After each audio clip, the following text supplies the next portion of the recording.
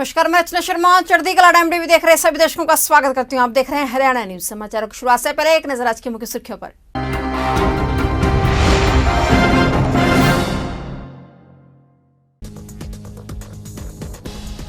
पांच मार्च से हरियाणा का बजट सत्र शुरू। आज हरियाणा कैबिनेट की हुई बैठक।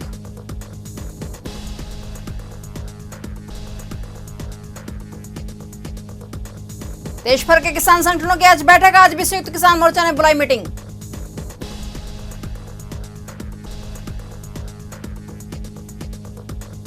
किसानों का आंदोलन लगातार जारी। 70 दिनों से बॉर्डर पर डटे किसान।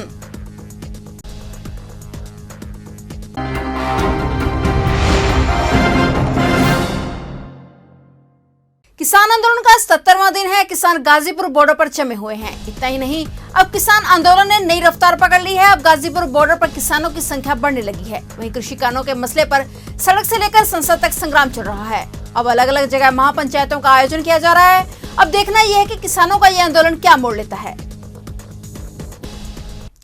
कृषि कानूनों के मसले पर सड़क से लेकर संसद तक संग्राम चल रहा है। किसानों के आंदोलन को अब 2.5 महीने से अधिक का समय हो गया है। अब अलग अलग जगहों पर महापंचायतें भी की जा रही हैं। वहीं किसान संगठनों का भी लगातार बैठकों का सिलसिला जारी है। इसी कड़ी में आज भी संयुक्त किसान मोर्चा ने बैठक बुलाई है और देश भर के किसान संगठनों ने आज बैठक बुलाई, जिसमें किसान नेताओं ने आगे की रणनीति पर मंथन किया। आज हरियाणा कैबिनेट की अहम बैठक हुई, जो कि हरियाणा के सीएम मनोहर लाल खट्टर की अध्यक्षता में हुई है।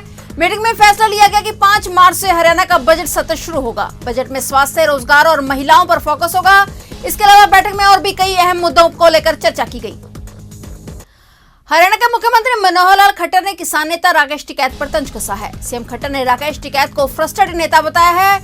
दिल्ली की सीमाओं पर डटे किसानों के आंदोलन को जिक्र पर बोलते हुए खट्टर ने कहा है कि पीएम की बातों पर विश्वास करना चाहिए, लेकिन कुछ फ्रस्ट्रेटेड नेता हैं जिनकी मंशा कुछ और ही है, इसलिए वो किसानों के हित की बात नहीं कर रहे हैं। उन्होंने ये भी कहा कि राकेश टिकैत को अगर समझाना ही है तो वह उत्तर प्रदेश में जाकर किसानों को समझाएं।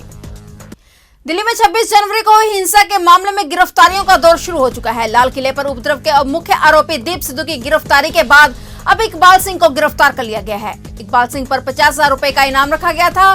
उस पर लाल किले पर लोगों को उकसाने और उपद्रव करने का आरोप लगा है। उसे पंजाब के होशियारपुर से गिरफ्तार किया गया है और अब क्राइम ब्रांच की टीम उसे पूछताछ कर रही है।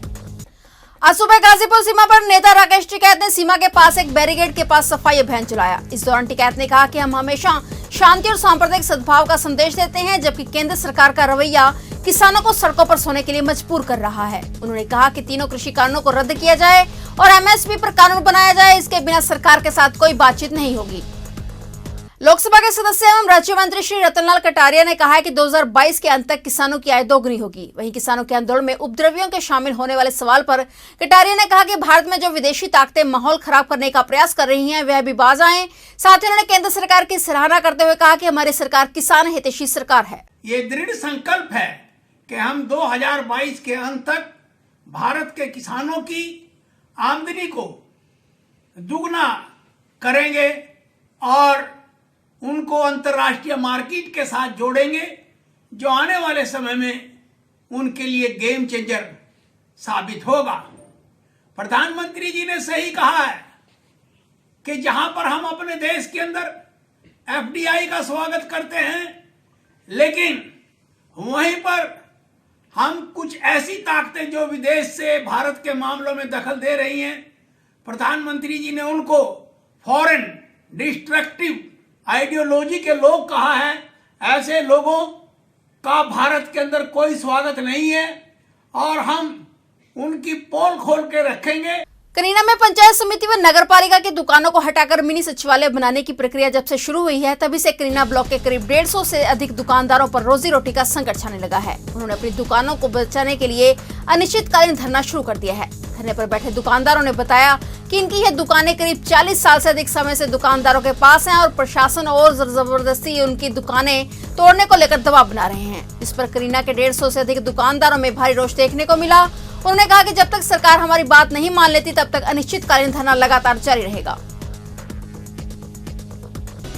देखिए, यहाँ पर 154 दुकानों का मसला था, जो कि 2 साल से चलता आ रहा है। 2 साल पहले पंचायत समिति ने नोटिस दिया था कि यहाँ पर मिनी सेक्रेटेरिएट बनाने के लिए 54 कनाल 6 मरला ज़मीन दी गई है। तो उसमें आपकी दुकानों की ज़मीन भी है, तो आपकी दुकानों को तोड़ा जाएगा।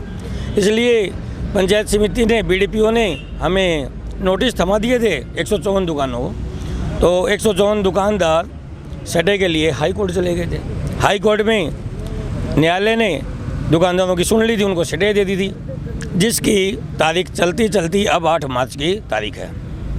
तो अब बीच में न्यायालय का काम थोड़ा स्पीड से करने के लिए लोकल प्रशासन जो है, एसडीएम साहब, ये दबाव बना रहे हैं। सटे होने के बावजूद भी दबाव बनाया जा रहा है कि दुकानों को तोड़ें, 6 दुकानों तोड़ लो, 8 दुकान तोड़ लो, 12 दुकान तोड़ लो, इस प्रकार से, और हमें एफिडेविट दे दो आप कि भाई हम दुकान तोड़ना चाहते हैं और हम आपको कहीं और कहीं दे देंगे, 6 दुकान तोड़ लो।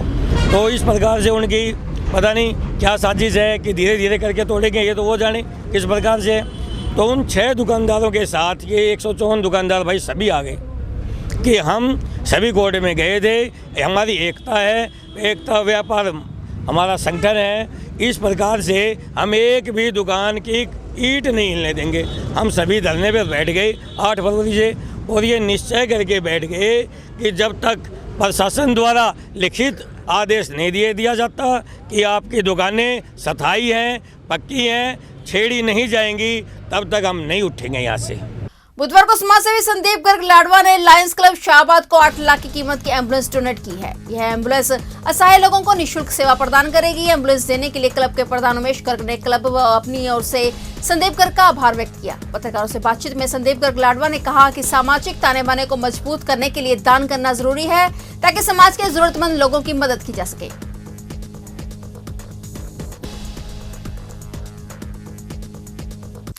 26 जनवरी को किसान ट्रैक्टर रैली के दौरान हुई हिंसा के बाद सरकार की ओर से ट्विटर को कई बार भारत के खिलाफ चल रहे ट्विटर अकाउंट बंद करने को कहा गया। इसके बावजूद ट्विटर इस मामले में हिला हफाली कर रही थी। अब सरकार की ओर से ट्विटर को इस मामले में आदेश का पालन न करने पर आईटी एक्ट के तहत 69A के तहत कार्रवाई भुगतने की चेतावनी देने के बाद कंपनी एक्शन में आई है और भारत के खिलाफ चल रहे ऐसे अकाउंट बंद करने शुरू कर दिए गए हैं। फिलहाल हरियाणा न्यूज में इतना ही। तब तक के लिए देखते रहिए चढ़ती कला टाइम टीवी और मुझे दीजिए इजाजत। धन्यवाद।